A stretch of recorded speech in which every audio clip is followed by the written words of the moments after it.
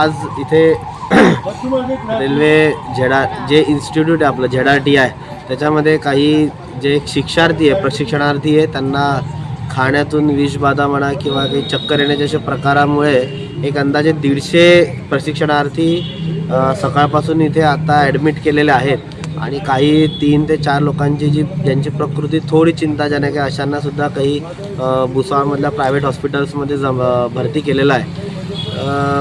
सगळ्यांची भेटगाठ घेऊन त्यांना थोडं धीर देण्याचा प्रयत्न आम्ही इथे केला आहे. आदरणीय रक्षाताईंचा जो फोन आला त्यानुसार आम्ही इथे आत्ता पाहणी केली आणि सगळ्यांची तब्येतीची विचारपूस करून आम्ही आता जे प्रायव्हेट हॉस्पिटलमध्ये ज्यांना ॲडमिट केलं आहे त्यांचीसुद्धा त्यांना भेट द्यायला आम्ही आता जातो.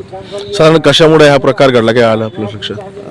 अंदाजे असं तर काही अजून तसं निष्पन्न झालेलं नाही आहे. इन्व्हेस्टिगेशन रेल्वेची जे चालू आहे पण शक्यतो जे जे पेशंट आहे त्यांच्या बोलण्याच्या याच्यातून हेच आलं की थोडं खाण्यातूनच काहीतरी थोडंफार त्यांना चक्कर येण्याचे प्रकार वगैरे असं काही झालं आहे. थोडं अनइझी त्यांना वाटलं त्यानुसार ताप आणि थंडी वाजली त्यामुळे त्यांना त्याच्यातूनच झाली असे. पण रेल्वेची इन्व्हेस्टिगेशन चालू आहे ते इन्व्हेस्टिगेशन झाल्याशिवाय आपल्याला काही सांगता येणार नाही की नक्की काय झालं. उद्या कोण कोण येणार या ठिकाणी?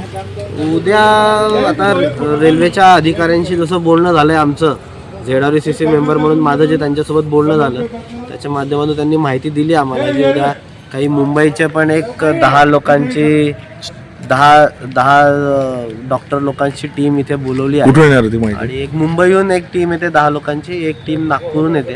आणि उद्या मिळालेल्या माहितीनुसार रेल्वेचे मुख्य प्रबंधक जे आहेत GM जनरल मॅनेजर्स आहेत ते सुद्धा रेल्वे हॉस्पिटलमध्ये येत आहेत त्यांची देखभाल करायला. रक्षाताई दौऱ्यावर असल्यामुळे रक्षाताई एक 3-4 दिवसांनी शनिवारी किंवा रविवारी रक्षाताई भेट द्या.